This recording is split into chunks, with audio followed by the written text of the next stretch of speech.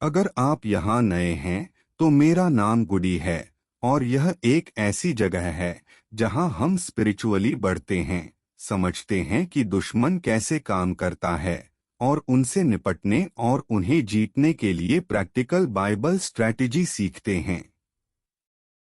अगर आप यही चाहते हैं तो आप सही जगह पर हैं। अपनी जिंदगी के 7 साल मैंने गलत काम किया। मैं एक ऐसे ग्रुप का हिस्सा था जो लोगों पर सोते हुए हमला करने के लिए रीति रिवाजों का इस्तेमाल करता था। यह हमारा मुख्य काम था। हम जानते थे कि जब कोई सोता है तो वह अपनी आत्मा का बचाव करने में कमजोर होता है। बाइबल 1 पीटर 5:8 में कहती है, होश में रहो और सावधान रहो क्योंकि तुम्हारा दुश्मन शैतान दहाड़ते हुए शेर की तरह घूमता रहता है, किसी को निगलने की तलाश में। वह छुट्टियां नहीं लेता और नहीं सोता है। वह हमेशा बचाव के रास्ते ढूंढता रहता है। जिन रस्मों में मैं हिस्सा लेता था उनमें हम हमेशा आधी रात से सुबह 3 बजे के बीच सुबह होने का इंतजार करते थे। हमारा मानना था कि यह वह समय होता है जब लोग अपनी सबसे गहरी नींद में होते हैं और जब भौतिक और आध्यात्मिक दुनिया के बीच का पर्दा सबसे पतला होता है।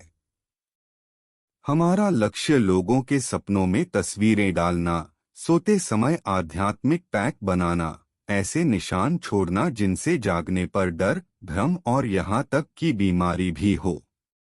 मुझे आज यह कहते हुए शर्म आ रही है, लेकिन हमने खास टारगेट भी चुने।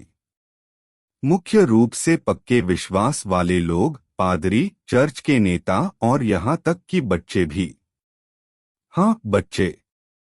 क्योंकि हम जानते थे कि वे आध्यात्मिक दुनिया के प्रति ज्यादा संवेदनशील होते हैं और उनके पास अभी खुद को बचाने के लिए सभी साधन नहीं होते हैं। तरीका आसान और डरावना था। सबसे पहले हमने व्यक्ति का अध्ययन किया। हमने पाया उनके डर, कमजोरियों और उनके अतीत के मुश्किल पलों को याद किया। फिर हमने हर इंसान के लिए खास रस्में बनाई।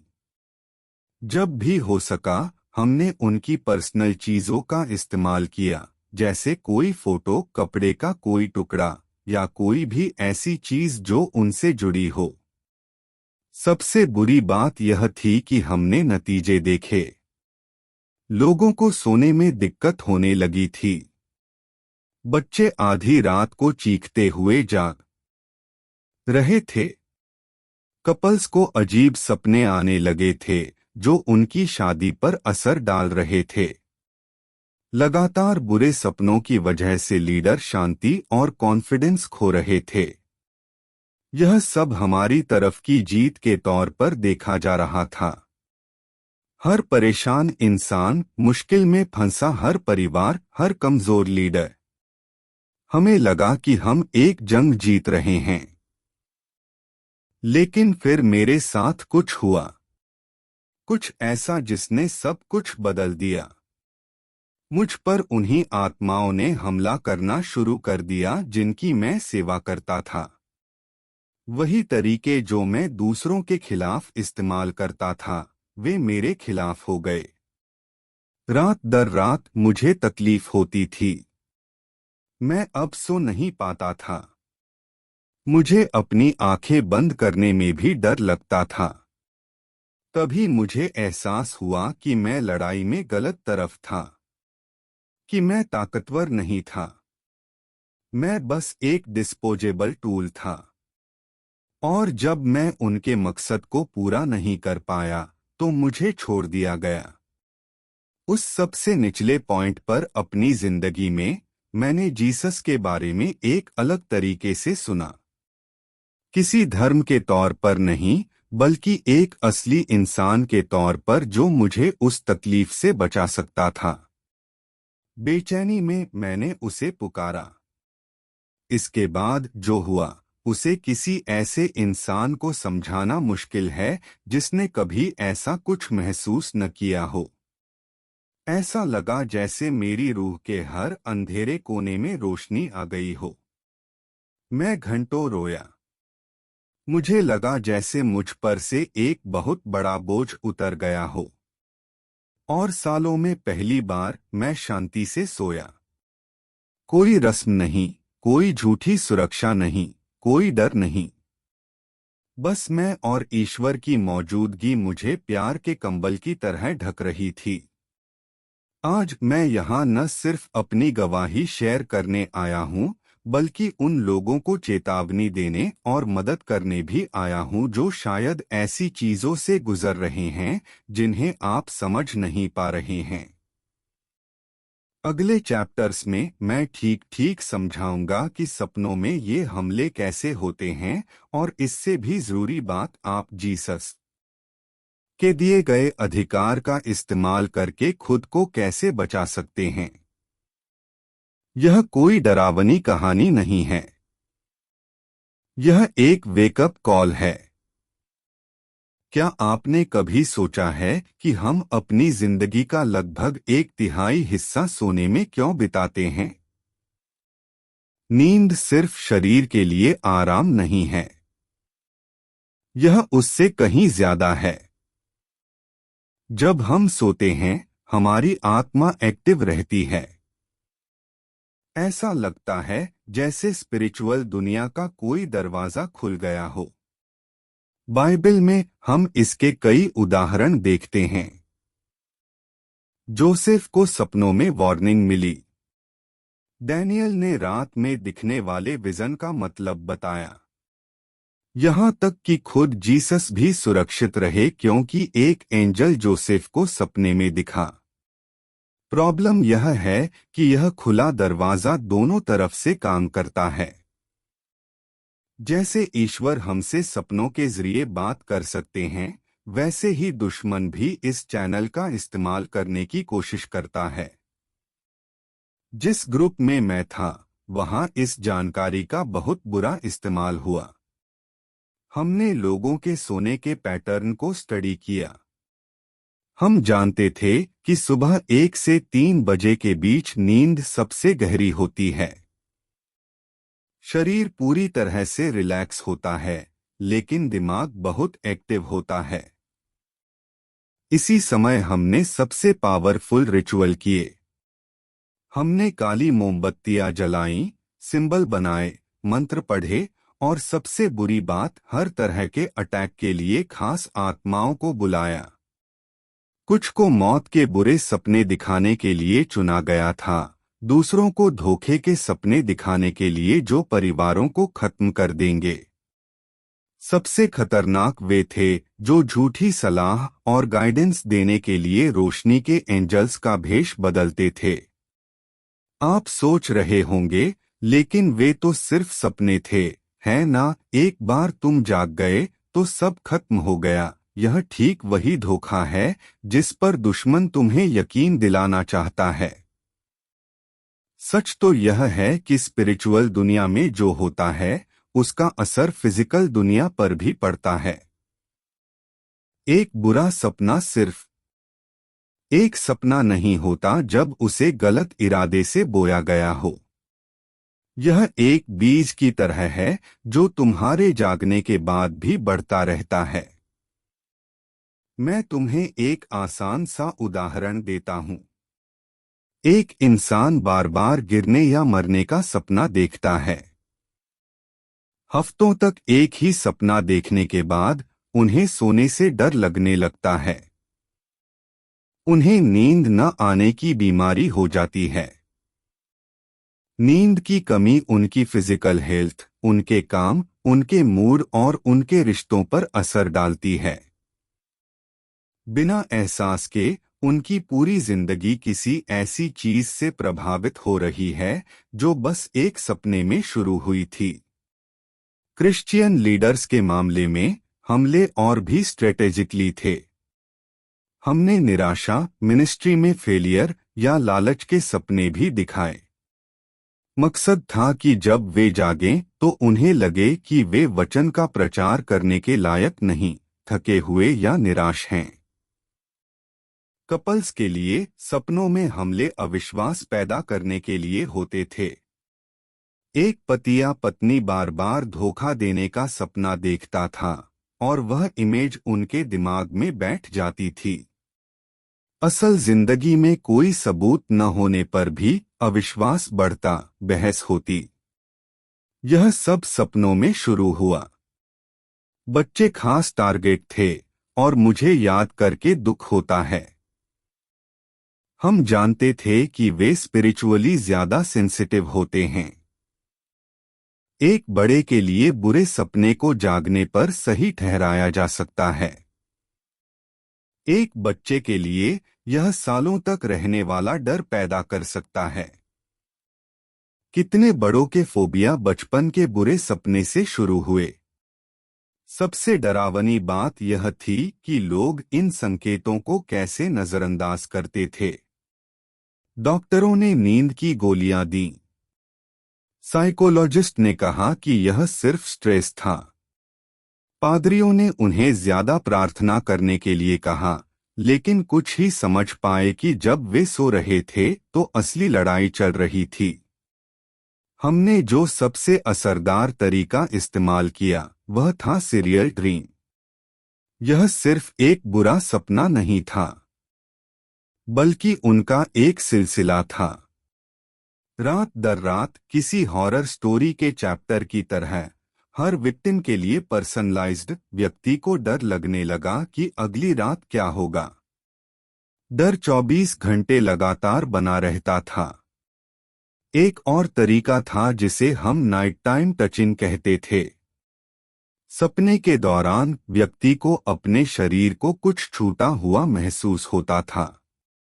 जब वे चौंक कर उठते थे तो वहां कोई नहीं होता था, लेकिन यह एहसास इतना असली होता था कि उन्हें खुद पर शक होने लगता था। होश। ऐसी कई रातों के बाद इंसान अपनी समझ पर सवाल उठाने लगता है। क्या आपको लगता है कि सपनों में आने वाले ये स्पिरिचुअल हमले सच होते हैं? या आपको लगता है कि यह सब मनगढ़ंत है और सपनों में इतनी ताकत नहीं होती? मैंने इस बारे में बहुत से अलग अलग विचार देखे हैं, यहाँ तक कि पक्के ईसाइयों में भी।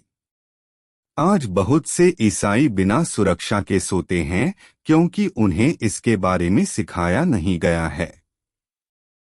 आजकल का चर्च खुशहाली, ठीक होने और आशीर्वाद के बारे में बहुत बात करता है और यह सब अच्छा है, लेकिन सोते समय स्पिरिचुअल लड़ाई के बारे में लगभग कोई बात नहीं होती। जब मुझे जीसस ने आजाद किया तो सबसे पहली चीज जो मैंने सीखी वह यह थी कि ज्ञान कैसे फर्क डालता है। बाइबल होशे 4:06 में कहती है, मेरे लोग ज्ञान की कमी के कारण खत्म हो गए हैं। हम किसी ऐसी चीज से नहीं लड़ सकते जिसके बारे में हमें पता ही नहीं है। अगले चैप्टर में मैं आपको बताऊंगा कि ये हमले असल में कैसे होते हैं, सपनों में आप पर हमला होने के क्या संकेत हैं, और मैं आपको दिखाना शुरू करूंगा कि आप अपना बचाव कैसे कर सकते हैं। क्योंकि वही बाइबल जो हमें दुश्मन के बारे में चेतावनी देती है, वही हमें उसे हराने के लिए सारे हथियार भी देती है। आपको कैसे पता चलेगा कि सोते समय आप पर हमला हो रहा है? यह एक जरूरी सवाल है क्योंकि दुश्मन चाहता है कि आप स्पिरिचुअल हमलों को आम हेल्थ प्रॉब्लम या स्ट्रेस समझ लें। उस ग्रुप में मेरे समय के दौरान हमने अपने रिचुअल के नतीजे देखे। लोगों में साफ संकेत दिखने लगे, लेकिन उन्होंने शायद ही कभी इन प्रॉब्लम को स्पिरिचुअल हमलों से जोड़ा। मैं उन मुख्य संकेतों के बारे में बताऊंगा जो बता सकते हैं कि आपके सपनों में आप पर हमला हो रहा है। ध्यान दें क्योंकि प्रॉब्लम को पहचानना ही उसे हल करने की दिशा में पहला कदम है। सबसे पहले, एक ही व्यक्ति या डरावनी स्थिति के बारे में बार बार सपने आना। हफ्ते में कई बार एक ही बुरा सपना देखना नॉर्मल नहीं है, खासकर अगर सपने में दिखने वाला व्यक्ति कोई ऐसा हो जो पहले ही गुजर चुका हो, कोई एक्स पार्टनर हो या जिसने आपको पहले दुख पहुंचाया हो। रिचुअल में हम आत्माओं को बुलाते थे, जो उन लोगों का रूप ले सकते हैं जिन्हें हम अपने सपनों में जानते थे। इसका मकसद नेगेटिव इमोशन कनेक्शन बनाना था। जब इंसान जागता था तो वे उन इमोशन को पूरे दिन अपने साथ रखते थे। दूसरा संकेत, शरीर पर बिना किसी वजह के निशान, खरोंच, चोट या दर्द के साथ जागना जो सोते समय नहीं थे। यह लोगों की सोच से कहीं ज्यादा आम है। मुझे एक खास मामला याद है। एक महिला जो प्रेयर मिनिस्ट्री को लीड करती थी, वह अपनी बाह पर उंगलियों के निशान के साथ जागने लगी, जैसे किसी ने उसे कसकर दबाया हो। डॉक्टरों को इसका कोई कारण नहीं मिला। उसने अपना गद्दा बदला और सोने के लिए पहनी हुई सारी ज्वेलरी उतार दी, लेकिन निशान दिखाई देते रहे। उसे यह नहीं पता था कि उसकी शक्तिशाली मिनिस्ट्री की वजह से उस पर स्पिरिचुअल अटैक हो रहे थे। तीसरा, कमरे में किसी की मौजूदगी का एहसास। आप आधी रात को जागते हैं और ऐसा महसूस करते हैं कि कोई आपको देख रहा है, लेकिन कोई दिखाई नहीं देता। कभी कभी इसके साथ सीने में दबाव या सांस लेने में दिक्कत भी होती है। चौथा संकेत, बार बार स्लीप पैरालिसिस। यह एक ऐसी घटना है जिसमें इंसान दिमागी तौर पर जागता है, लेकिन शरीर अटका रहता है, हिल नहीं पाता। डॉक्टर इसे इस तरह समझाते हैं, नींद के दौरान दिमाग और मसल्स के बीच तालमेल बिगड़ना। लेकिन इस समस्या के साथ होने वाली फ्रीक्वेंसी और डर की भावना अक्सर आध्यात्मिक होती है।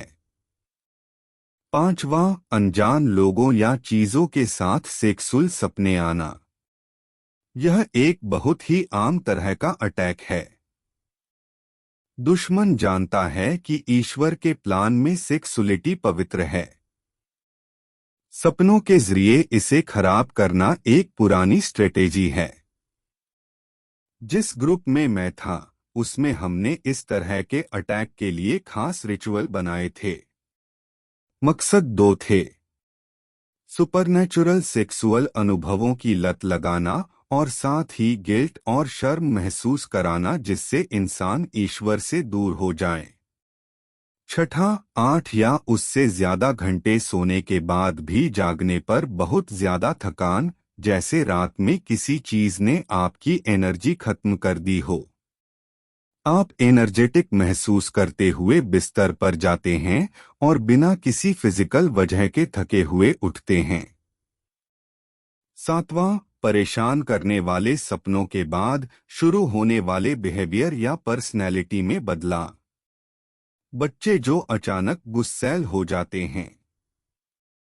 शांत रहने वाले बड़े जो गुस्से में आने लगते हैं। खुश रहने वाले लोग जो गहरे डिप्रेशन में चले जाते हैं। आठवां संकेत, जब आप लगभग सो रहे होते हैं तो आवाजें आपका नाम पुकारती हैं। यह बदलाव का वह पल होता है जब आपकी चेतना थोड़ी जागी होती है। यह एक गैप है जिसका इस्तेमाल दुश्मन कम्युनिकेशन बनाने के लिए करता है। नौवीं बात, नींद की गोलियों की लत। बहुत से लोग जिन्हें नींद में अटैक आता है, वे ज्यादा तेज दवाएं लेने लगते हैं। बिना जाने वे एक साइकिल में फंस जाते हैं। अटैक से नींद न आने की समस्या होती है। नींद न आने की वजह से दवाएं लेनी पड़ती हैं। दवाएं नींद के दौरान दिमाग को और भी कमजोर बना देती हैं और अटैक तेज हो जाते हैं।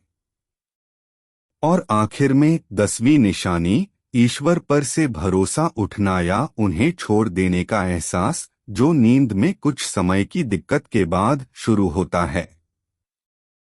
हमारे रीति रिवाजों का यही आखिरी मकसद था, लोगों को डर और कंफ्यूजन के जरिए ईश्वर से दूर करना। अगर आपने अपनी जिंदगी में इनमें से 3 या उससे ज्यादा निशानियां देखी हैं, तो बहुत मुमकिन है कि आप अपनी नींद में किसी तरह का स्पिरिचुअल अटैक महसूस कर रहे हों। लेकिन डरे नहीं, जानकारी ही ताकत है, और अब आप जानते हैं कि क्या देखना है। मुझे एक परिवार याद है जिसकी मैंने अपने धर्म बदलने के बाद मदद की थी। उनका 8 साल का बेटा हर रात चीखते हुए उठता था। यह अचानक से शुरू हुआ था। माता पिता पहले ही बच्चे को डॉक्टरों और साइकोलॉजिस्ट के पास ले जा चुके थे। कमरा बदल दिया था, गद्दा बदल दिया था, नाइट लाइट्स ट्राई कर ली थीं। कुछ भी काम नहीं आया। जब मैंने लड़के से बात की तो उसने मुझे एक काले आदमी के बारे में बताया जो हर रात आता था और उसे डरावनी चीजें दिखाता था। उसके माता पिता को लगा कि वह यह सब सोच रहा है, लेकिन मैंने उसके हमले का तरीका पहचान लिया। मैंने उस परिवार को सोने से पहले प्रार्थना करना, कमरे में पवित्र तेल लगाना और घर पर जीसस के खून की सुरक्षा का ऐलान करना सिखाया। पहली रात लड़के को फिर भी सपना आया, लेकिन उसने कहा कि काला आदमी कमजोर लग रहा है। तीसरी रात वह महीनों में पहली बार शांति से सोया। एक और मामला एक पादरी का था जिसे सपना आने लगा कि वह अपने पति को धोखा दे रही है। उसे जागते हुए कभी ऐसे विचार नहीं आए थे। वह अपने पति से बहुत प्यार करती थी, लेकिन रात दर रात उसे एक अजनबी के बारे में साफ सपने आते थे। वह उठकर गंदा, दोषी और पादरी के लायक न होने का एहसास करती थी। जब उसे समझ आया कि यह एक हमला है, नैतिक रूप से कोई कमी नहीं, सब कुछ बदल गया। उसने सोने से पहले आध्यात्मिक रूप से अपना बचाव करना सीख लिया, और 2 हफ्ते के अंदर सपना पूरी तरह से बंद हो गया। ये हमले असली हैं, मेरे भाइयों और बहनों, लेकिन जीसस की शक्ति और भी असली है। अगले चैप्टर में मैं आपको दिखाऊंगा कि अंधेरे के एजेंट इन सपनों के हमलों को कैसे चलाते हैं।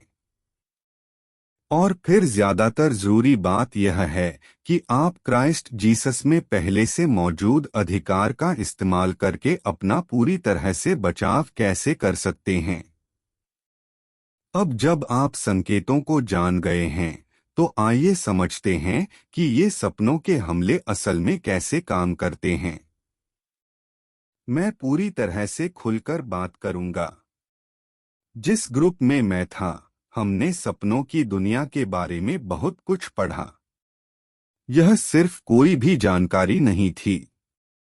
यह पुरानी प्रैक्टिस को मॉडर्न टेक्निक के साथ मिलाकर एक गहरी स्टडी थी। पहली बात जो आपको समझनी है वह यह है कि स्पिरिचुअल दुनिया के भी नियम होते हैं। यहाँ तक कि राक्षसों को भी कुछ स्पिरिचुअल नियमों का पालन करना होता है। वे बिना खुले दरवाजे के किसी की जिंदगी में आसानी से घुस नहीं सकते। यह जानना जरूरी है। ये दरवाजे क्या हैं? कई हैं। पहला और सबसे आम है डर। जब कोई इंसान लगातार किसी चीज से डरता है, तो वह उस डर से एक कनेक्शन बना लेता है।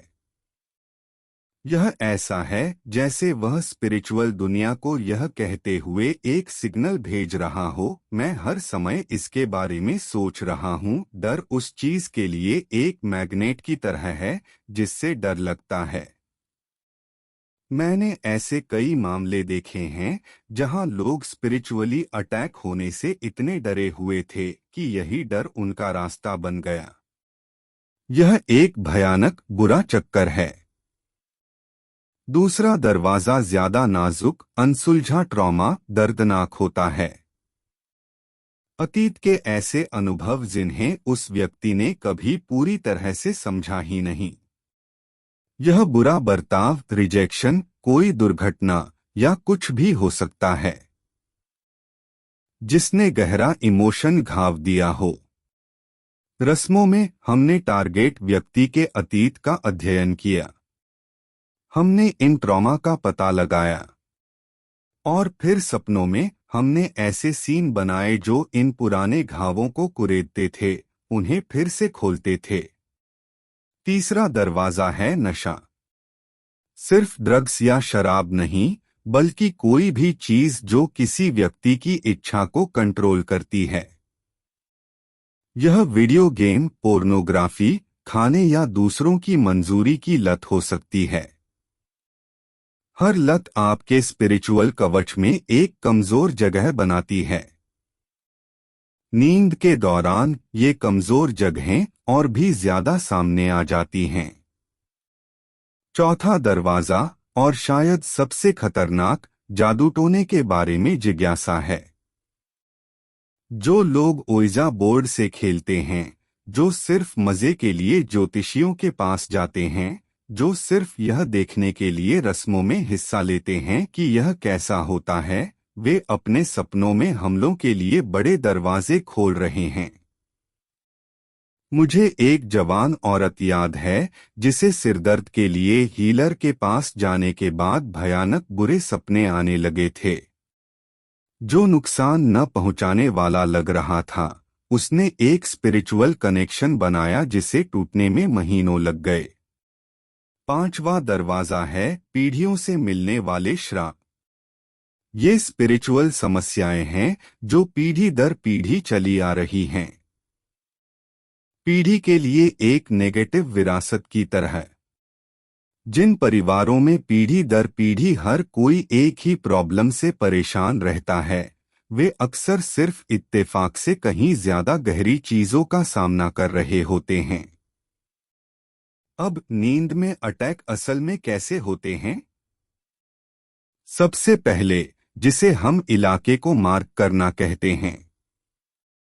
दुश्मन किसी व्यक्ति पर कई दिनों तक नजर रखने के लिए स्पिरिचुअल एजेंट भेजता है, उनके पैटर्न को स्टडी करता है, उनकी कमजोरियों को ढूंढता है। यह कोई रैंडम अटैक नहीं है। यह प्लान किया हुआ होता है। फिर आता है जिसे हम पहला हमला कहते थे।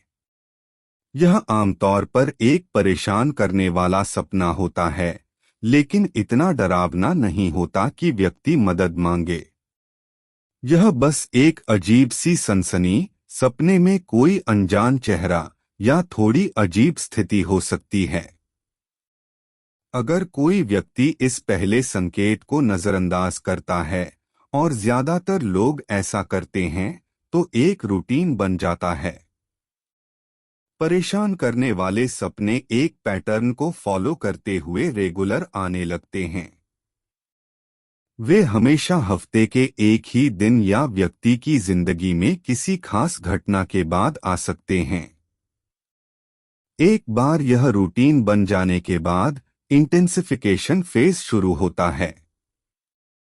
सपने ज्यादा साफ, ज्यादा डरावने, ज्यादा असली हो जाते हैं। व्यक्ति को फिजिकल असर महसूस होने लगता है। पसीना आता है और दिल तेजी से धड़कता है, कभी कभी शरीर पर निशान पड़ जाते हैं। अगला फेज इम्प्लांट है। सपने के दौरान ऐसे विचार, डर या इच्छाएं जो इंसान से खुद पैदा नहीं होती, बीज की तरह बोई जाती हैं, जो इंसान के जागने पर बढ़ेंगी। मैंने ऐसे लोगों के मामले देखे हैं जिन्हें हफ्तों तक परेशान करने वाले सपने देखने के बाद सुसाइड के विचार आने लगे। उन्होंने पहले कभी इस बारे में नहीं सोचा था। ये विचार नींद के दौरान इम्प्लांट किए गए थे। आखिरी और सबसे खतरनाक स्टेज कंट्रोल है। यह तब होता है जब इंसान लगातार हमलों से इतना थक जाता है कि उसकी इच्छा शक्ति कमजोर हो जाती है। इस पॉइंट पर वह जागते हुए भी प्रभावित हो सकता है। क्या यह आपको डराता है? डराना चाहिए, लेकिन याद रखें, मैं यह आपको डराने के लिए नहीं, बल्कि आपको समझने के लिए कह रहा हूं। अच्छी खबर यह है कि इनमें से हर फेज को रोका जा सकता है। हर दरवाजा बंद किया जा सकता है।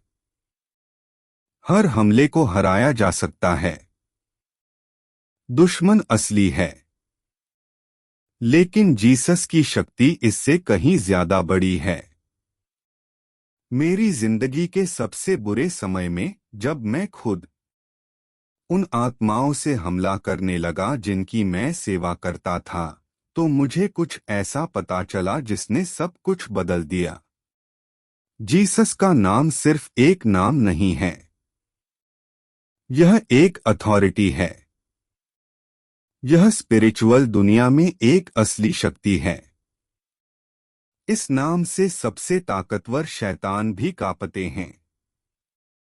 इसलिए नहीं कि JESUS अक्षरों में कोई जादुई ताकत है, बल्कि इसलिए कि यह ईश्वर के बेटे की ताकत को दिखाता है, जिसने मौत और नरक को जीत लिया। अगले चैप्टर में मैं आपको ठीक ठीक दिखाना शुरू करूंगा कि आप इस ताकत का इस्तेमाल खुद को बचाने के लिए कैसे कर सकते हैं, इन सभी दरवाजों को कैसे बंद कर सकते हैं, अपनी नींद को कमजोरी के समय से बदलकर नया करने, और यहाँ तक कि ईश्वर के खुलासे के समय में कैसे बदल सकते हैं। क्योंकि ईश्वर सपनों के जरिए भी बोलते हैं। और जब आप बातचीत का यह चैनल साफ करते हैं, तो सोते समय भी शानदार चीजें हो सकती हैं।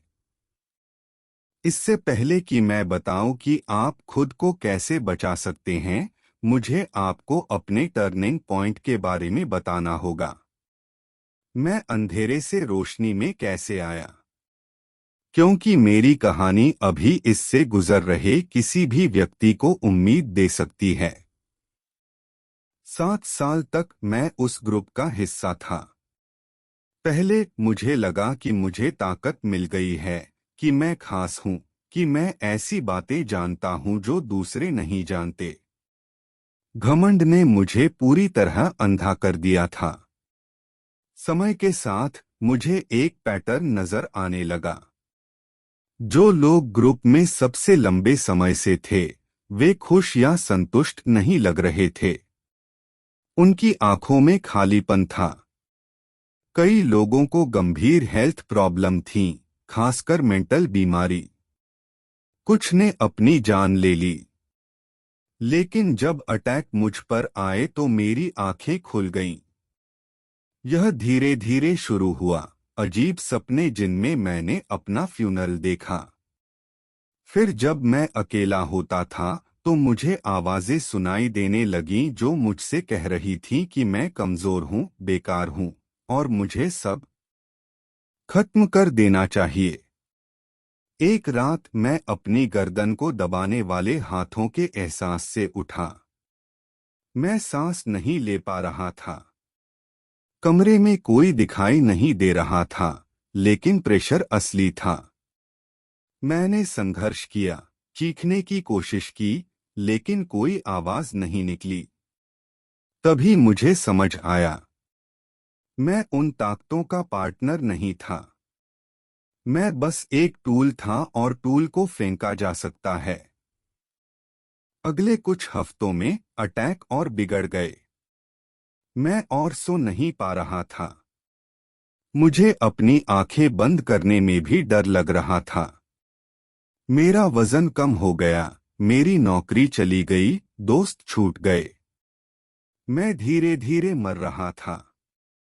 इसी सबसे बुरे समय में मेरी मुलाकात डोना मारिया से हुई, जो एक सीधी सादी महिला थीं और उस बिल्डिंग की सफाई का काम करती थीं जहां मैं रहता था। एक और रात बिना सोए रहने के बाद एक सुबह उन्होंने मुझे हॉलवे में देखा और रुक गईं। उसने मेरी आंखों में इस तरह देखा कि जैसे वह सीधे मेरी आत्मा में देख रही हो। तुम खतरे में हो, उसने कहा। उसने पूछा नहीं, उसने बस कहा, वे तुम्हें भीतर से नष्ट कर रहे हैं। मैं चौंक गया। उसे कैसे पता चला? हमने पहले कभी बात नहीं की थी। ईश्वर ने मुझे दिखाया, उसने जारी रखा। क्या मैं आपकी मदद कर सकता हूं? आम तौर पर मैं हंसता। मैं कुछ क्रूर कहता, लेकिन मैं इतना हताश था कि मैंने बस सिर हिला दिया। डोना मारिया ने मुझे उस रविवार को अपने घर बुलाया। यह शहर के बाहरी इलाके में एक छोटा सा विनम्र घर था। जब मैं पहुंचा, तो मुझे केवल वह, उसका पति और उस छोटे चर्च के पादरी मिले जहां वे जाते थे। उन्होंने कोई भव्य अनुष्ठान नहीं किया। देखने में कुछ भी प्रभावशाली नहीं था। बस 3 साधारण लोग अपने घुटनों पर मेरे लिए ऐसी आस्था से प्रार्थना कर रहे थे जो मैंने पहले कभी नहीं देखी थी। पादरी ने अपनी बाइबिल खोली तो मार्क 5 गदारा के दुष्टात्माग्रस्त व्यक्ति की कहानी जब उन्होंने प्रार्थना करना शुरू किया, तो मुझे कुछ अजीब सा लगा, जैसे मेरे अंदर कोई तूफान आ रहा हो। मैं कांपने लगा। फिर मैं बेकाबू होकर रोने लगा। मुझे लगा जैसे मेरे सीने से कुछ चीर दिया जा रहा है। पादरी चिल्लाया नहीं, कोई बड़ा दिखावा नहीं किया। उसने बस पूरे अधिकार से कहा, यीशु मसीह के नाम पर मैं तुम्हें उसमें से बाहर आने का हुक्म देता हूँ। यह आदमी अब प्रभु यीशु का है। इसके बाद जो हुआ, उसे याद करके आज भी मेरा दिल भर आता है। ऐसा लगा जैसे मुझे बांधने वाली अनदेखी ज़ीरे टूट गई हों। मैं ज़मीन पर गिर गया और घंटों रोता रहा। मैं उस इंसान के लिए रोया जो मैं था, उन चीज़ों के लिए जो मैंने की थीं, उन लोगों के लिए जिन्हें उसने दुख पहुंचाने में मदद की थी।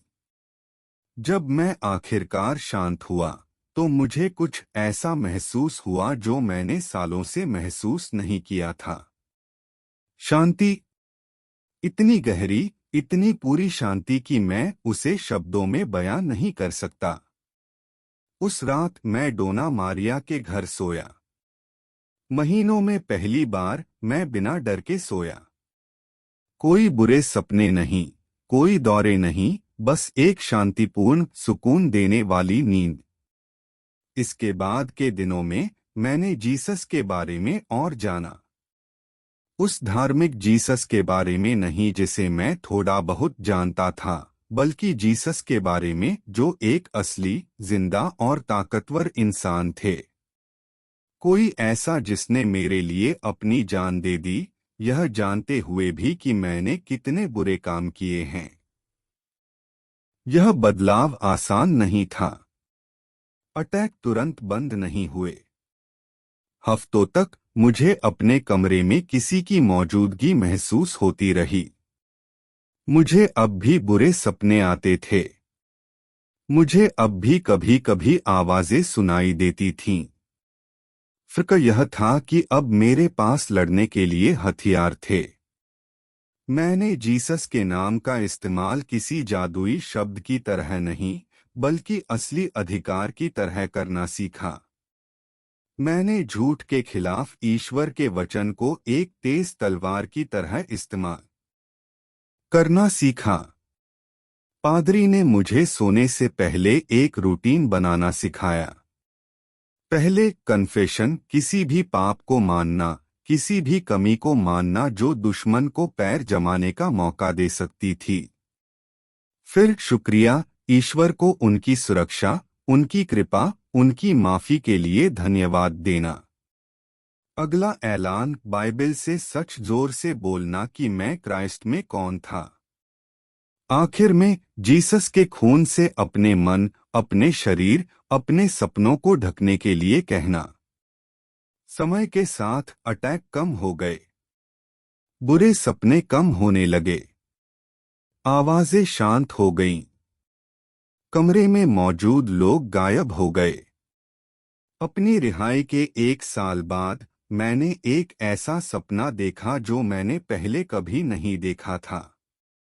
मैंने जीसस को किसी दूर या धार्मिक व्यक्ति के तौर पर नहीं देखा, बल्कि जैसा वह सच में शानदार, ताकतवर और प्यार करने वाले हैं, वैसा देखा।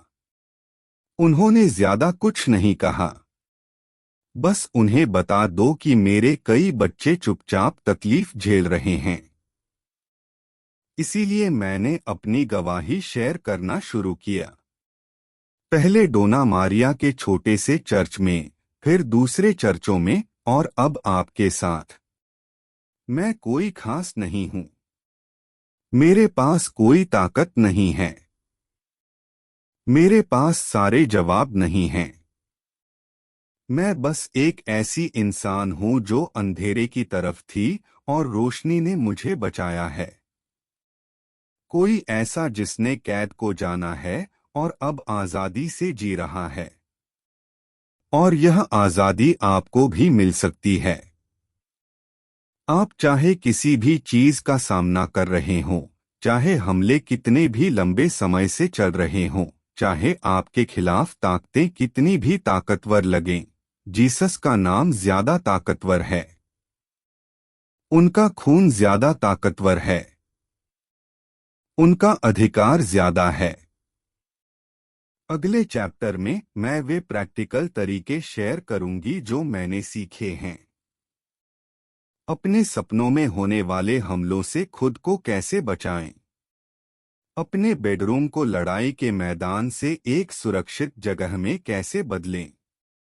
कैसे पक्का करें कि आपकी नींद शांति और आराम का समय हो, जैसा ईश्वर ने शुरू से चाहा था? अब समय आ गया है कि आप शेयर करें कि आपको सबसे ज्यादा क्या चाहिए।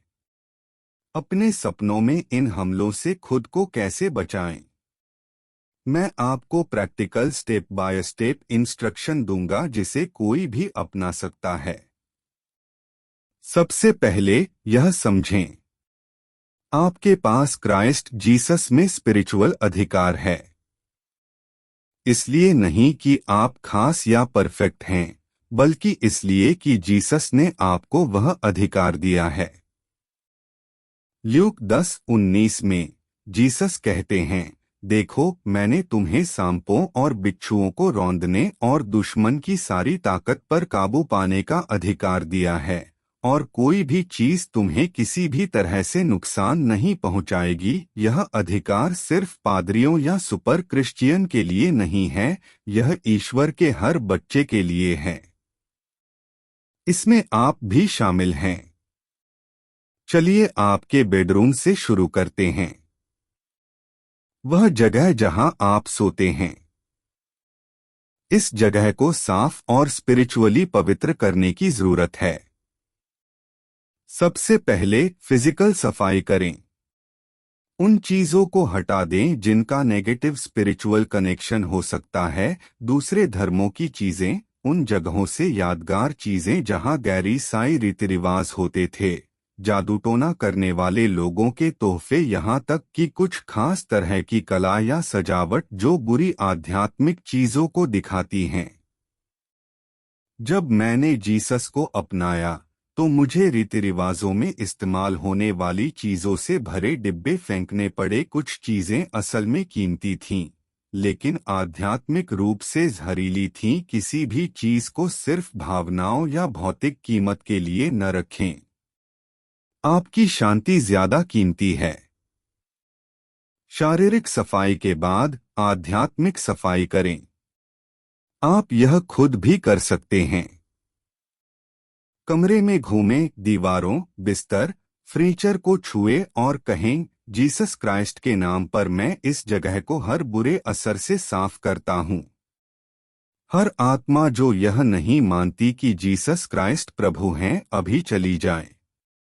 दरवाजों और खिड़कियों पर जैतून का तेल लगाए। तेल में कोई जादू नहीं है, लेकिन यह आध्यात्मिक सच्चाई का एक शारीरिक निशान है।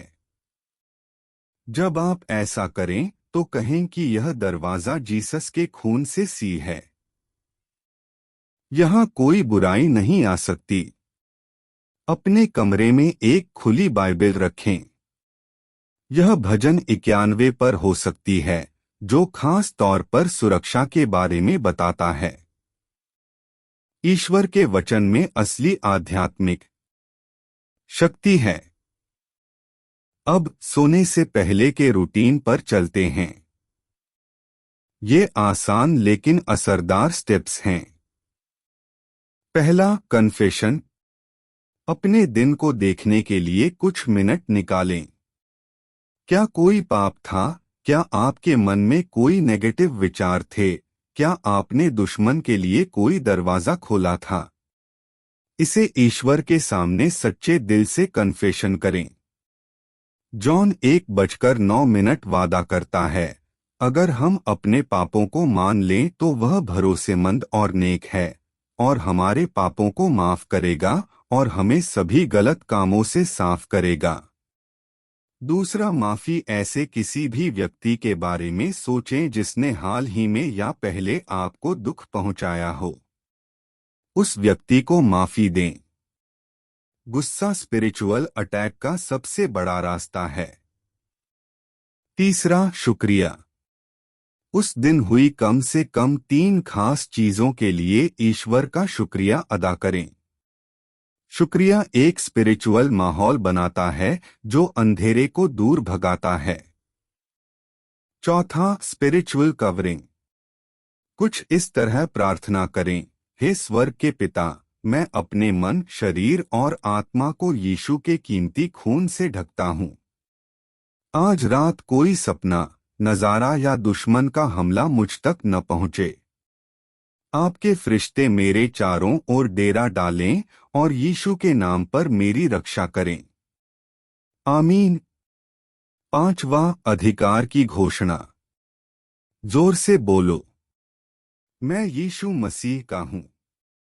मेरा शरीर पवित्र आत्मा का मंदिर है।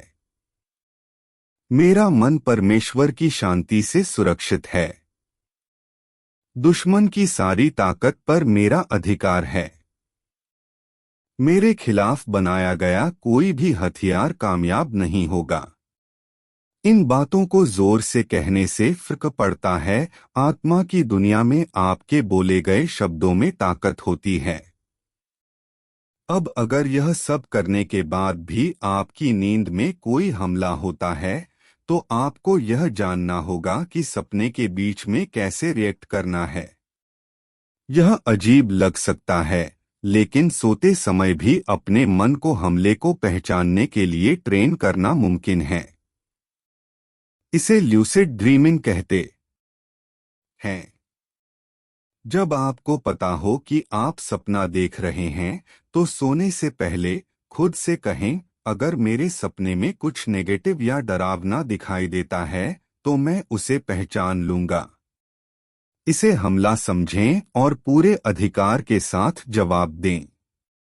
जब आपको सपने में एहसास हो कि आप पर हमला हो रहा है, तो ये करें। पहला, डरे नहीं।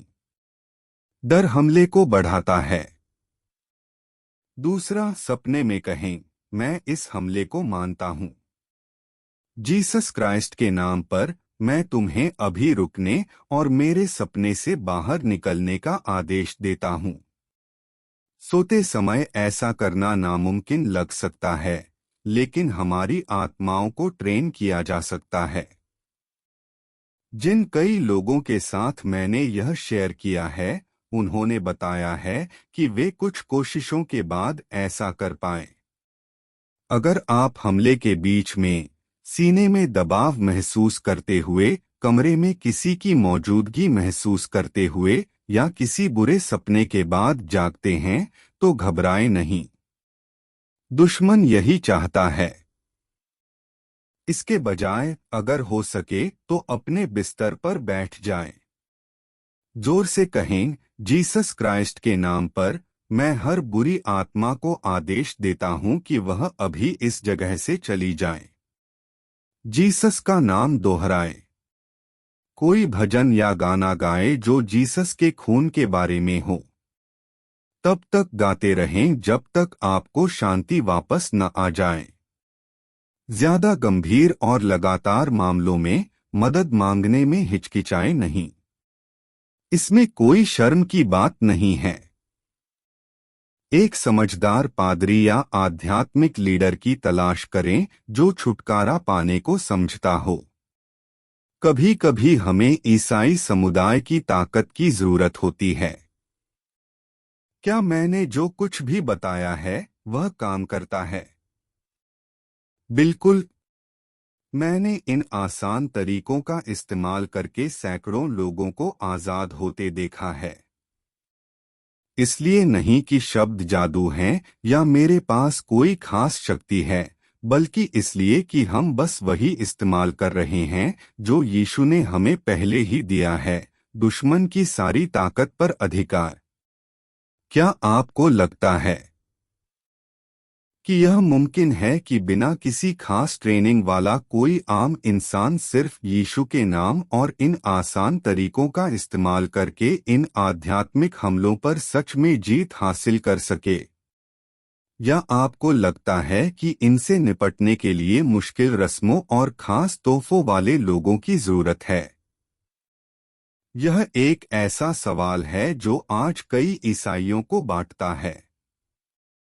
इनमें से कोई भी तरीका सबसे जरूरी चीज यीशु के साथ एक गहरे निजी रिश्ते की जगह नहीं ले सकता। जब आप चरवाहे की आवाज पहचान लेते हैं तो अजनबी की आवाज पहचानना आसान हो जाता है। दिन में ईश्वर के साथ समय बिताएं। उनका वचन पढ़ें। रेगुलर प्रार्थना करें। पूजा करें। जब दिन में ईश्वर के साथ आपका कनेक्शन मजबूत होगा तो रात में आपकी सुरक्षा भी मजबूत होगी। अगले चैप्टर में मैं उन लोगों की असली कहानियां शेयर करूंगा जिन्हें सपनों में हुए अटैक से छुटकारा मिला। जब उन्होंने खुद को बचाना सीखा तो उनकी जिंदगी पूरी तरह बदल गई। और मैं आपको दिखाऊंगा कि कैसे ईश्वर न सिर्फ आपको बुरे सपनों से छुटकारा दिला सकते हैं, बल्कि पॉजिटिव और भविष्य बताने वाले सपनों के जरिए आपसे बात भी कर सकते हैं। असली गवाही से ज्यादा कुछ नहीं बोलता। मैं कुछ ऐसे लोगों की कहानियां शेयर करना चाहता हूं जो पिछले चैप्टर में बताए गए उन्हीं सिद्धांतों का इस्तेमाल करके सपनों के अटैक से आजाद हुए। मैंने प्राइवेसी बनाए रखने के लिए कुछ डिटेल्स बदली हैं, लेकिन मुख्य बातें सच हैं। पहली कहानी एक जवान औरत की है जिसे मैं एना कहूंगा। वह 19 साल की थी जब वह एक लेक्चर के बाद मेरे पास आई। 15 साल की उम्र से एना को वही बुरा सपना आ रहा था। काले कपड़े पहने एक आदमी उसके बिस्तर के पास आता, बुरी तरह मुस्कुराता और उसका दम घोंटना शुरू कर देता। वह घबराहट में हांफते हुए जागती। एना ने डॉक्टरों को दिखाया, स्लीप टेस्ट करवाए और दवाएं लीं। कुछ भी काम नहीं आया। कुछ रातें उसे सोने से इतना डर लगता था कि वह सुबह तक जागती रहती थी। जब हमने बात की तो मुझे पता चला कि यह सब तब शुरू हुआ जब वह एक स्लीप ओवर में उइजा बोर्ड से खेल रही थी। उसने इसे सीरियसली भी नहीं लिया। उसे लगा कि यह सिर्फ एक मजाक है। लेकिन इससे एक स्पिरिचुअल दरवाजा खुल गया। मैंने एना को सिखाया कि वह अपने कमरे को साफ और पवित्र करे, सोने से पहले क्राइस्ट में अपने अधिकार को बताए, सपने में हुए हमले को पहचाने और जवाब दे। पहली कुछ रातों तक कुछ नहीं बदला। बुरा सपना चलता रहा, लेकिन एना डटी रही। चौथी रात जब काले कपड़ों वाला आदमी सपने में आया तो वह किसी तरह कह पाई, यीशु के नाम पर तुम्हारा मुझ पर कोई कंट्रोल नहीं है। अभी चले जाओ।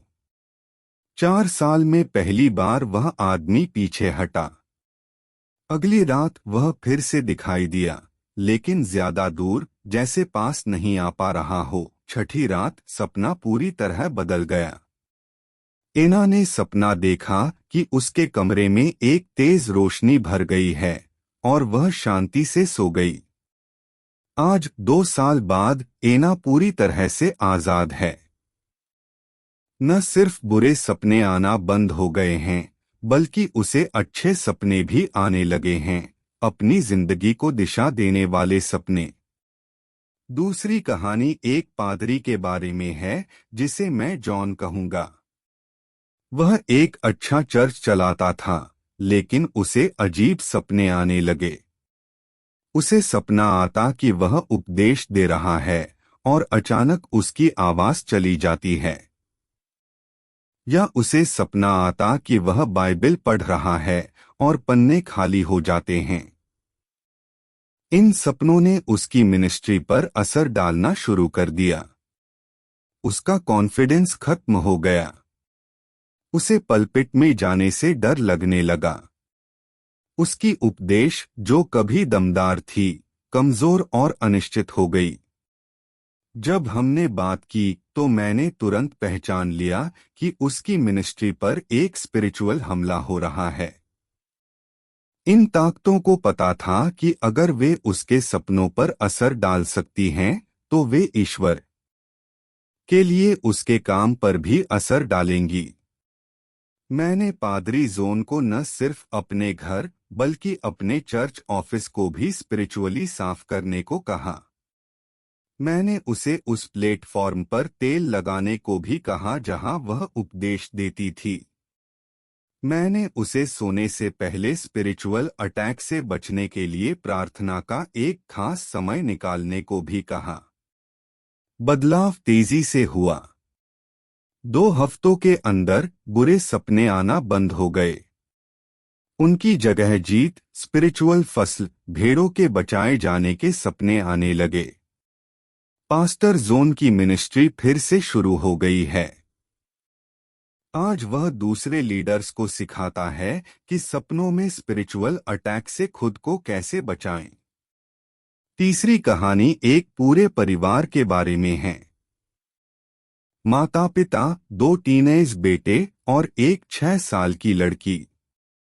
उन सभी को एक ही हफ्ते में बुरे सपने आने लगे। अलग अलग बुरे सपने, लेकिन एक जैसी थीम वाले। मौत, जुदाई, बीमारी। घर का माहौल बदल गया। लगातार बहस। बात न मानने वाले टीनेज बच्चे।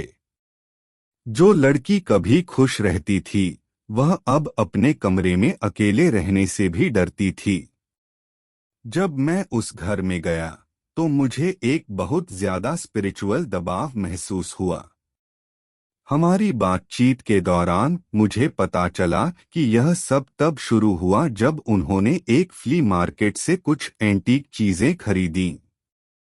उनमें एक मूर्ति थी जो देखने में आर्टिस्टिक लगती थी, लेकिन असल में उसमें हल्के रहस्यमय निशान थे। मैंने परिवार को उन चीजों से छुटकारा पाने को कहा। फिर हमने कमरे में घर की पूरी स्पिरिचुअल सफाई की। मैंने सिखाया सबको, यहाँ तक कि 6 साल के बच्चे को भी, जिस तरह से वह समझ सके, सोने से पहले स्पिरिचुअल अथॉरिटी का इस्तेमाल करने के लिए कहा। पहली कुछ रातों में अटैक बढ़ गए।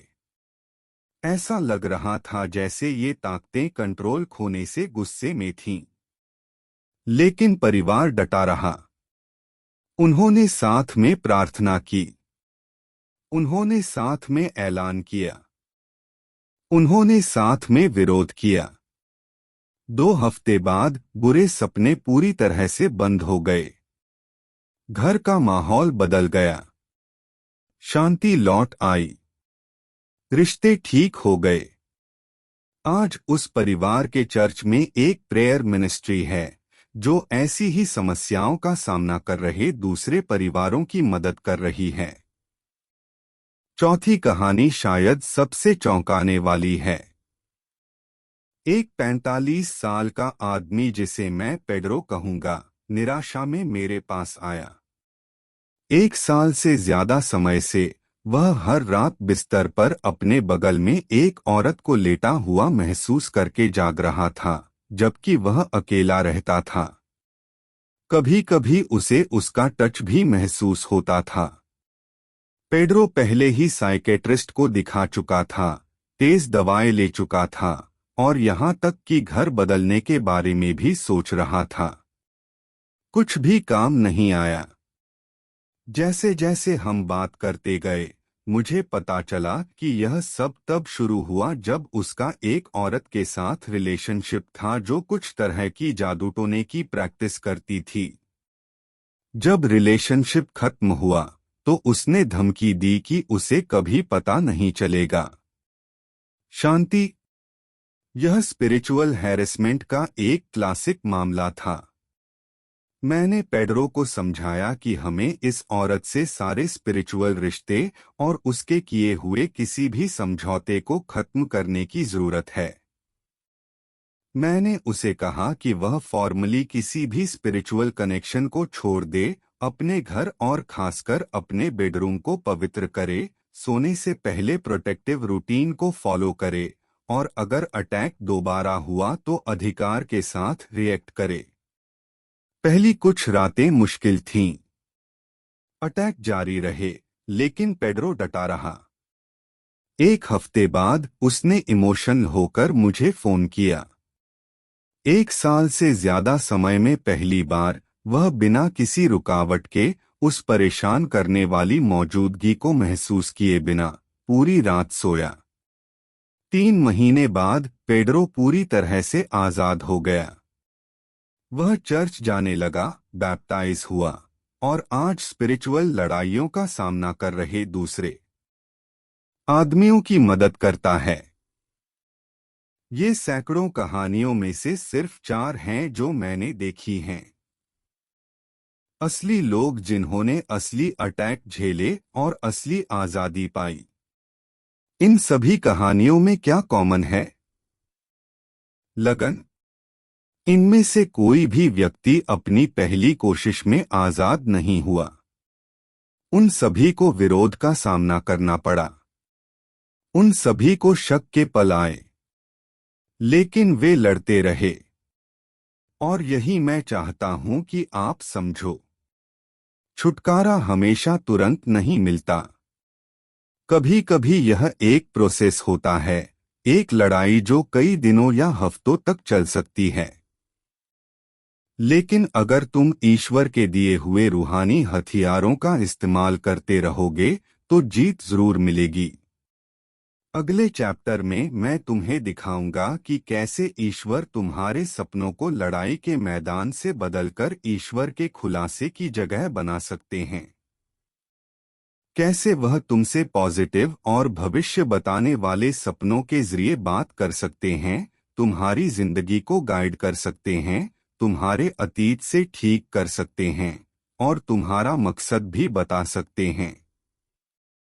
सपनों में हमलों के बारे में इतनी बातें करने के बाद अब मैं दूसरी तरफ दिखाना चाहता हूं कि कैसे ईश्वर तुमसे पॉजिटिव, हिम्मत बढ़ाने वाले और भविष्य बताने वाले सपनों के जरिए बात कर सकते हैं। बाइबल में हम देखते हैं कि ईश्वर अपनी मर्जी बताने के लिए रेगुलर सपनों का इस्तेमाल करते हैं। अय्यूब 33:14-15 में हम पढ़ते हैं, क्योंकि ईश्वर 1 या 2 बार बोलते हैं, लेकिन कोई सपने में या रात के विजन में नहीं देखता। जब इंसान अपने बिस्तर पर गहरी नींद में सो रहे होते हैं, ईश्वर नहीं बदले हैं। वह आज भी सपनों के जरिए बात करते हैं। मेरे बदलने के बाद सबसे बड़े आशीर्वादों में से एक था ईश्वर के सपने मिलना। सिर्फ बुरे सपनों का न होना ही नहीं, बल्कि सपनों का होना जो दिशा, आराम और खुलासे लाए। मैं कुछ तरह के दिव्य सपनों के बारे में बताना चाहता हूं जो आपको इस कम्युनिकेशन चैनल को साफ करने के बाद आ सकते हैं। पहले तरह के सपने दिशा दिखाने वाले होते हैं। ईश्वर सपनों का इस्तेमाल करके चलने के रास्ते, लेने के फैसले, यहाँ तक कि जाने की जगहें भी दिखा सकते हैं। मैं एक कपल को जानता हूँ जिन्होंने लगातार 3 रातों तक अफ्रीका के एक देश के बारे में सपना देखा।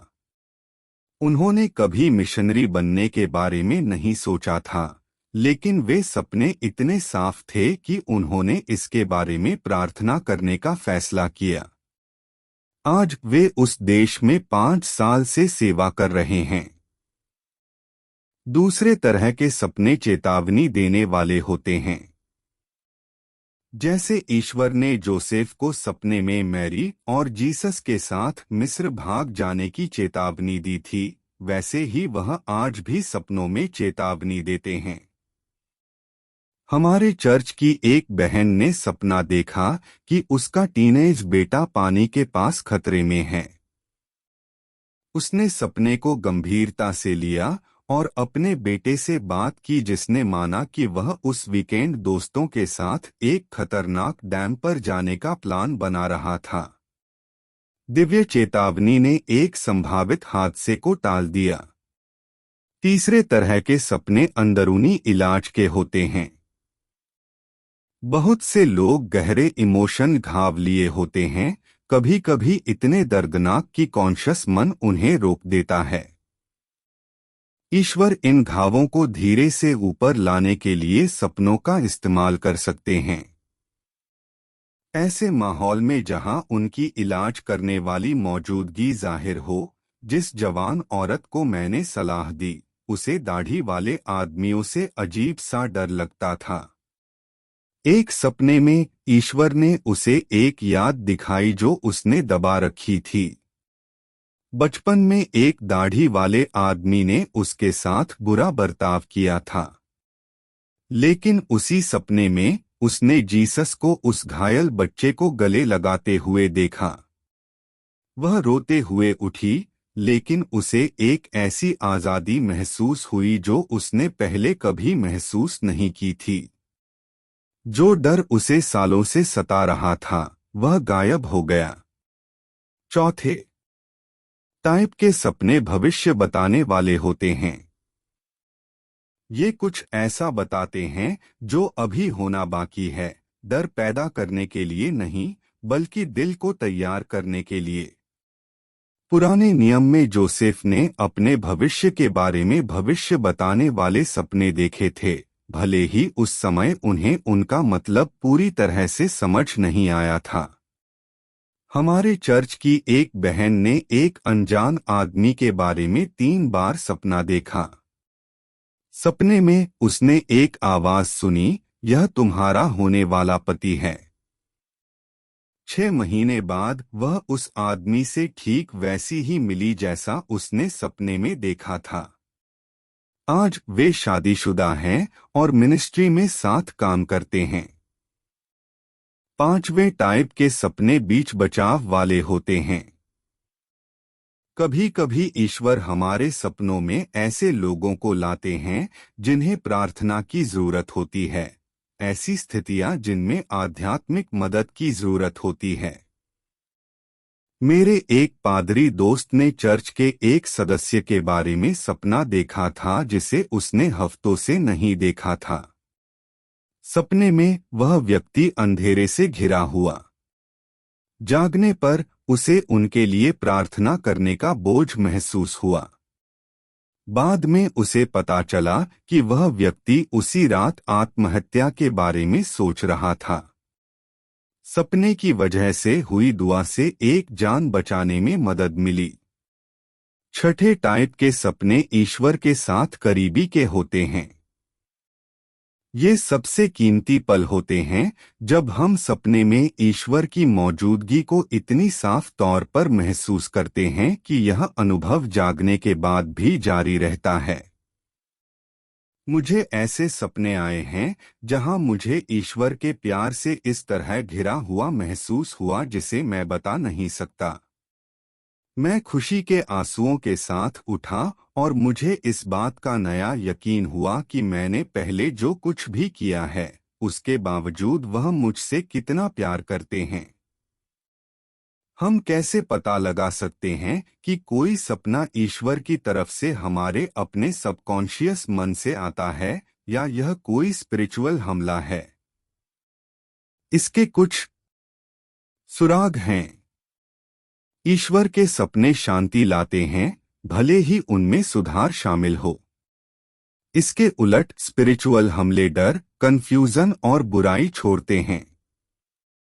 ईश्वर के सपने कभी भी उनके लिखे हुए शब्दों के उलट नहीं होते।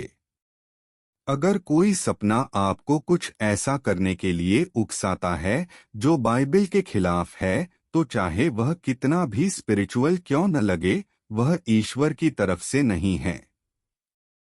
ईश्वर के सपने अक्सर साफ होते हैं और हमेशा रहने वाला असर। आप उठते हैं और ऐसा महसूस करते हैं कि कुछ जरूरी हुआ है। आम सपने अक्सर जल्दी भुला दिए जाते हैं। ईश्वर के सपने अच्छे फल, ज्यादा प्यार, ज्यादा विश्वास, ज्यादा उम्मीद, मसीह के पीछे चलने का ज्यादा पक्का इरादा लाते हैं। हमले बुरे फल, डर, शक, निराशा और हार मानने की इच्छा लाते हैं। हम ज्यादा दिव्य सपने पाने के लिए माहौल कैसे बना सकते हैं? यहाँ कुछ काम के टिप्स दिए गए हैं। ईश्वर से पूछो। यह इतना आसान है। सोने से पहले प्रार्थना करो। पिता, आज रात मेरे सपनों के जरिए मुझसे बात करो। अपने बिस्तर के पास एक नोटबुक रखो। जब तुम किसी मतलब वाले सपने से जागते हो तो उसे तुरंत लिख लो। जरूरी बातें मिनटों में भुलाई जा सकती हैं। बाइबल में सपनों की स्टडी करो। देखो कि ईश्वर ने जोसेफ, डैनियल, पीटर और दूसरों के साथ सपनों का इस्तेमाल कैसे किया। इससे तुम्हारा विश्वास और समझ बढ़ेगी कि ईश्वर सपनों के जरिए कैसे बोलते हैं। चैनल साफ करो। मैंने पहले जो बचाव के तरीके बताए थे, उन्हें अपनाते रहो। नेगेटिव आध्यात्मिक दखल से साफ चैनल दिव्य बातचीत के लिए ज्यादा खुला होता है। समझदारी से शेयर करो। हर सपना सबके साथ शेयर करने की जरूरत नहीं है। जोसेफ ने यह अपने भाइयों से मुश्किल तरीके से सीखा। समझदारी में मदद के लिए आध्यात्मिक रूप से समझदार लोगों को ढूंढो। सपने ईश्वर के बात करने का एक तरीका है, सिर्फ यही नहीं। उन्हें संजो कर रखें, लेकिन अपनी पूरी स्पिरिचुअल जिंदगी को उनके आसपास न रखें। समझदारी से काम लें। अगर कोई सपना आपको किसी जरूरी फैसले की ओर ले जा रहा है, तो दूसरे तरीकों से उसकी पुष्टि करें। बाइबल समझदारी भरी सलाह, मन की शांति और हालात। याद रखें, दुश्मन ने सपनों के जरिए हमला किया क्योंकि वह इस कम्युनिकेशन चैनल की क्षमता जानता था। जब आप हमलों के दरवाजे बंद कर देते हैं, तो आप ईश्वर के लिए इसी चैनल का इस्तेमाल करके आपसे बात करने का रास्ता खोल देते हैं। सोचिए कि हर दिन बिना डरे, रात की लड़ाइयों से थके हुए नहीं, बल्कि सपनों के जरिए ईश्वर द्वारा नए सिरे से प्रेरित और निर्देशित होकर जागना कैसा होगा। यह कोई कल्पना नहीं है। यह ईश्वर का असली प्लान है। योएल 2:28 वादा करता है, और इसके बाद ऐसा होगा कि मैं अपनी आत्मा सब इंसानों पर उंडेलूंगा। तुम्हारे बेटे और तुम्हारी बेटियां भविष्यवाणी करेंगे। तुम्हारे बूढ़े लोग सपने देखेंगे, तुम्हारे जवान सपने देखेंगे। अगले और आखिरी चैप्टर में मैं बताऊंगा कि इस आज़ादी और सुरक्षा को लंबे समय तक कैसे बनाए रखें। ऐसी जिंदगी कैसे बनाएं जहां सपनों के हमले कम होते जाएं और दिव्य सपने ज्यादा बार आने लगें। अब मैं आपको इस आज़ादी को लंबे समय तक बनाए रखने में मदद करना चाहता हूं। क्योंकि सच तो यह है कि आध्यात्मिक लड़ाई जीत के साथ खत्म नहीं होती, यह चलती रहती है। लेकिन सही तरीकों से आप लगातार जीत में जी सकते हैं। आजादी बनाए रखने का पहला राज है लगातार बने रहना। मैंने जो बचाव के तरीके सिखाए हैं वे सिर्फ तब इस्तेमाल करने के लिए नहीं हैं जब आपको कोई समस्या हो। वे आपकी रोजाना की जिंदगी में एक लाइफस्टाइल के तौर पर शामिल करने के लिए हैं। जब हमले बंद हो जाएं, तब भी अपने बेडरूम को रेगुलर पवित्र करते रहें। सोने से पहले प्रार्थना करने का अपना रूटीन जारी रखें। मसीह में अपने अधिकार को जाहिर करते रहें। बचाव हमेशा इलाज से बेहतर होता है। दूसरा राज है लगातार आध्यात्मिक विकास। आप परमेश्वर के वचन के ज्ञान में, यीशु के साथ करीबी में और पवित्र आत्मा के प्रति जितना ज्यादा बढ़ेंगे, आप आध्यात्मिक रूप से उतने ही मजबूत बनेंगे। और एक मजबूत ईसाई एक बहुत मुश्किल टारगेट होता है। रोजाना बाइबल पढ़ने के लिए समय दें। सिर्फ पढ़ना ही नहीं, बल्कि इस पर ध्यान करें, इसे अपनी जिंदगी में अपनाएं। आध्यात्मिक अधिकार पर खास आयतें याद करें, जैसे इफिसियों 6:10-18, ल्यूक 10:19, 1 यूहन्ना 4:4, याकूब 4:7। तीसरा राज है कम्युनिटी में रहना। ईश्वर ने कभी नहीं चाहा कि हम अकेले आध्यात्मिक लड़ाइयों का सामना करें। हमें एक दूसरे की जरूरत है। ऐसा चर्च ढूंढे जो आध्यात्मिक लड़ाई को समझता हो। दूसरे समझदार ईसाइयों से जुड़े जो जरूरत पड़ने पर आपके साथ प्रार्थना कर सकें। जब हमले वापस आए तो मदद मांगने के लिए तैयार रहें। इसमें कोई शर्म की बात नहीं है। चौथा राज है पवित्र जीवन बनाए रखना। हर बार किया गया पाप, दुनिया के साथ हर समझौता, हर वह क्षेत्र जो ईश्वर के सामने सरेंडर नहीं किया गया है, आध्यात्मिक हमलों का दरवाजा बन सकता है, सपनों में भी। इसका मतलब परफेक्शन नहीं है। हम सब फेल होते हैं। लेकिन इसका मतलब है जल्दी पछतावा, पवित्रता के लिए सच्चा कमिटमेंट और जिंदगी के हर क्षेत्र में ईश्वर को खुश करने की सच्ची इच्छा। पांचवा राज है पूरी तरह से माफ करने की प्रैक्टिस करना। नाराजगी, कड़वाहट और नफरत आध्यात्मिक हमलों के लिए खुले न्योते हैं।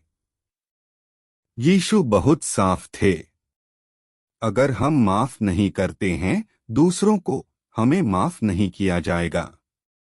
मैथ्यू 6:15। अपने दिल की रेगुलर जांच करें।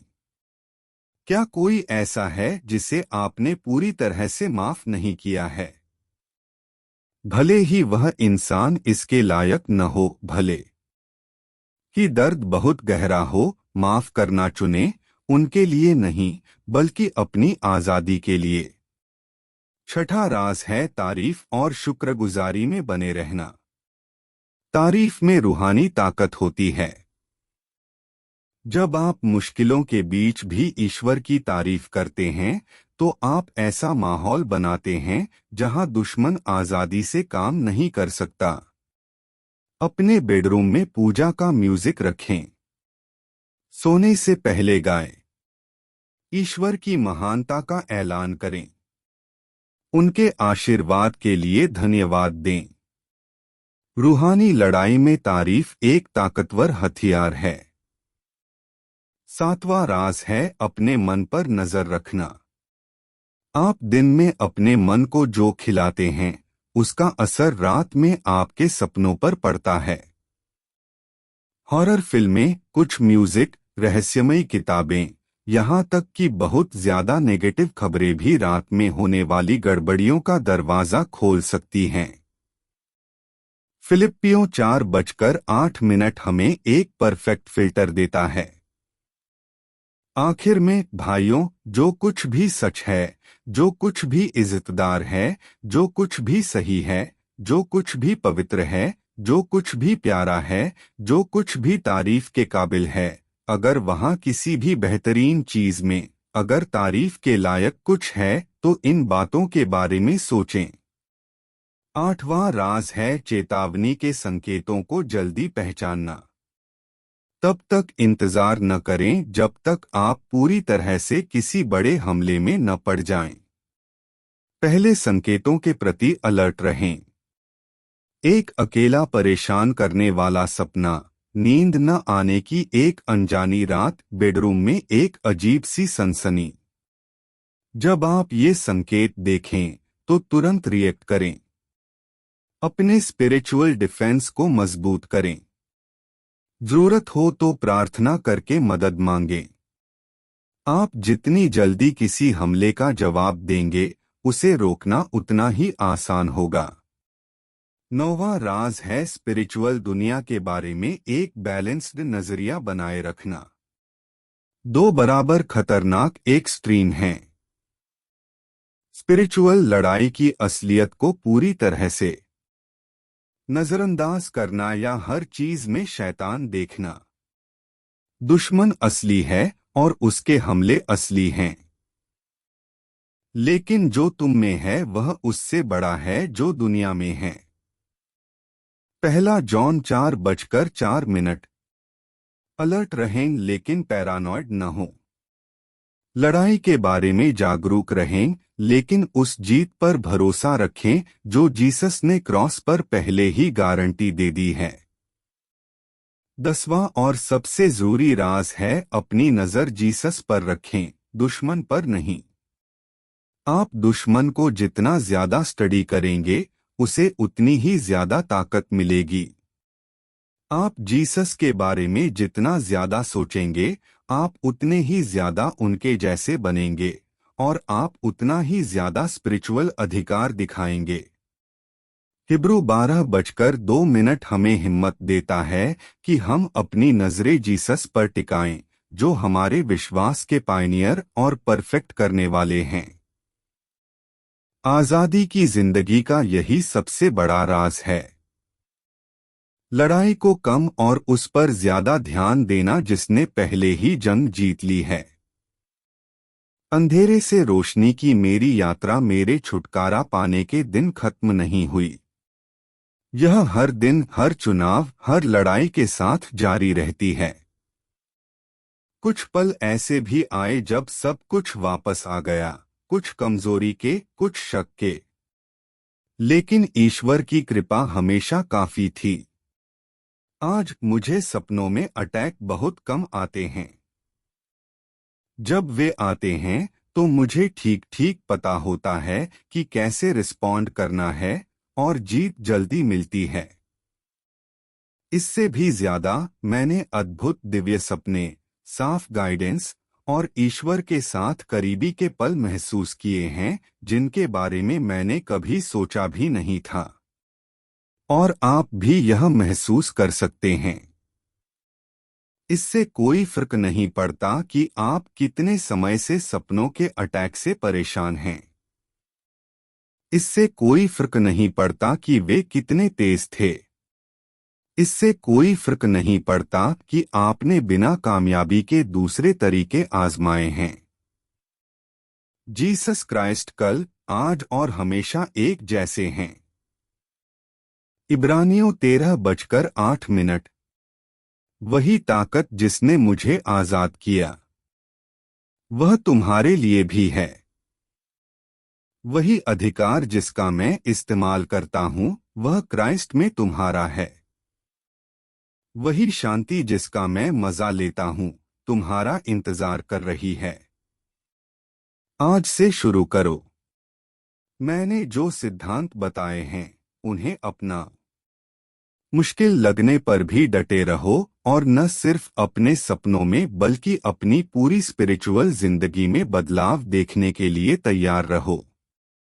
कार्ड पर अभी दिख रही प्लेलिस्ट में हमारा अगला वीडियो देखना मत भूलना। वहाँ मैं समझाता हूँ कि कैसे एक पहले की चुड़ैल ने वह प्रार्थना खोजी जो किसी भी श्राप को तोड़ देती है। आज हमने जो सीखा उसका यह एक परफेक्ट कॉम्प्लीमेंट है। और अगर इस गवाही ने किसी भी तरह से तुम्हारे दिल को छुआ है तो प्लीज लाइक करो ताकि ज्यादा लोग इन आजादी देने वाली सच्चाइयों के बारे में जान सकें। तुम्हारे कमेंट्स भी मेरे लिए बहुत जरूरी हैं। तुम्हारी कहानी उन दूसरों को इंस्पायर कर सकती है जो इसी चीज से गुजर रहे हैं। सारी शांति का ईश्वर क्राइस्ट जीसस में तुम्हारे दिल और दिमाग की हिफाजत करे। जब तुम सो तो उसके फरिश्ते तुम्हारे आसपास डेरा डालें और तुम्हारे सपने ईश्वर के प्यार और ताकत से मिलने की जगह बने।